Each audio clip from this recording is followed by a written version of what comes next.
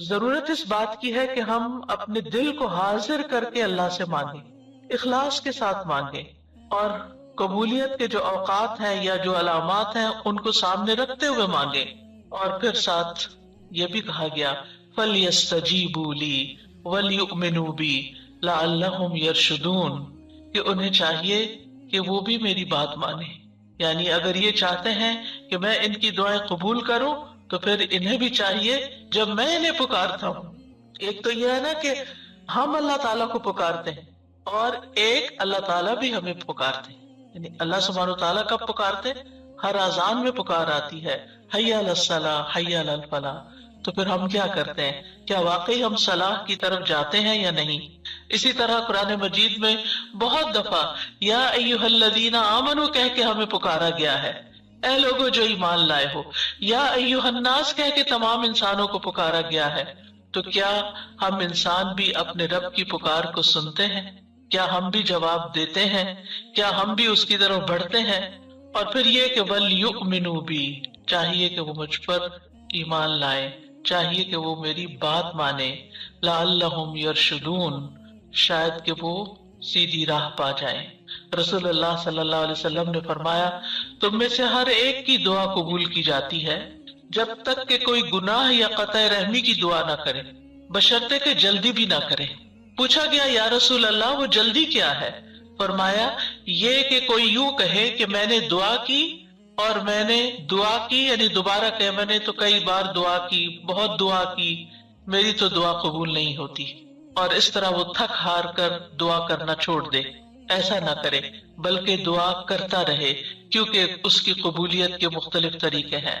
تو اللہ سبحانہ وتعالی ہم سے قریب ہے۔ ایک اور آیت میں آتا ہے سورۃ ہود کی وَإِلَىٰ ثَمُودَ أَخَاهُمْ صَالِحًا قَالَ يَا قَوْمِ اعْبُدُوا اللَّهَ مَا لَكُم مِّنْ إِلَٰهٍ غَيْرُهُ هُوَ أَنشَأَكُم مِّنَ الْأَرْضِ وَاسْتَعْمَرَكُمْ فِيهَا فَاسْتَغْفِرُوهُ ثُمَّ تُوبُوا إِلَيْهِ إِنَّ رَبِّي قَرِيبٌ مُّجِيبٌ۔ اور سمود کی طرف ان کے بھائی صالح کو بھیجا، اس نے کہا اے میری قوم اللہ کی عبادت کرو، اس کے سوا تمہارا کوئی معبود نہیں، اسی نے تمہیں زمین سے پیدا کیا اور تمہیں اس میں آباد کیا، سو اس سے بخشش مانگو، پھر اس کی طرف پلٹ آؤ، یقیناً میرا رب قریب ہے، قبول کرنے والا ہے۔ ان ربی قریب مجیب۔ یہاں قوم سمود کی بات کی جا رہی ہے۔ یہ لوگ مدائن کے علاقے میں رہتے تھے جو تبوک اور مدینہ منورہ کے درمیان واقع تھا۔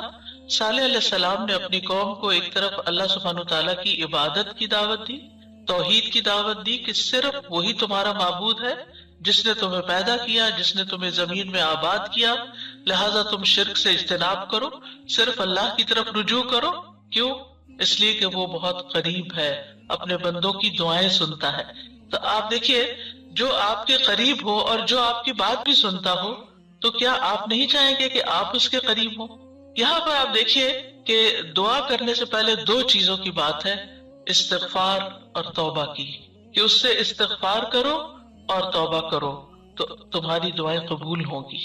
توبہ کا مطلب یہ ہے کہ گناہوں سے کنارہ کشی اختیار کرو اور اس بات کا پکا وعدہ کرو کہ آئندہ گناہ نہیں کرو گے، اور استغفار کا مطلب ہوتا ہے بخشش طلب کرنا کہ اللہ ہمیں معاف کر دے، ہمارے گناہوں پہ پردہ ڈال دے۔ اور توبہ اور استغفار دونوں ہم معنی بھی ہیں۔ امام ابن قیم کہتے ہیں استغفار میں توبہ شامل ہے اور توبہ میں استغفار شامل ہے، اور جب ان کو الگ الگ بولا جاتا ہے تو پھر اس کا معنی الگ الگ بھی ہوتا ہے، اور اگر یہ دونوں اکٹھے آئے یعنی ایک دوسرے کے ساتھ مل کر آئے تو استغفار کا مطلب یہ ہوتا ہے کہ زندگی میں جو ہم کر چکے ہیں غلط کام، برائیاں، اللہ تعالی ہمیں ان کے شر سے محفوظ رکھے، اور توبہ کا مطلب یہ ہے کہ ہم آئندہ گناہ میں پڑنے کے شر سے آپ کی مدد چاہتے ہیں، حفاظت چاہتے ہیں۔ اور توبہ اس پختہ ارادہ کو بھی کہتے ہیں کہ دوبارہ گناہ نہیں کریں گے، آئندہ یہ نہیں کریں گے۔ تو ان ربی قریب مجیب، میرا رب یقیناً قریب ہے، مجیب ہے، اور یہاں قریب قرب سے شفقت اور اکرام کے معنوں میں، یعنی رب بہت شفیق اور مہربان ہے، بہت کریم ہے، اور اس کا اپوزٹ ہوتا ہے بعید، دور، اور بہت کا لفظ سختی کے لیے بولا جاتا ہے، کہ وہ جو شفیق نہ ہو، سخت ہو، کرخت ہو، اور پھر یہ کہ کچھ نہ دے.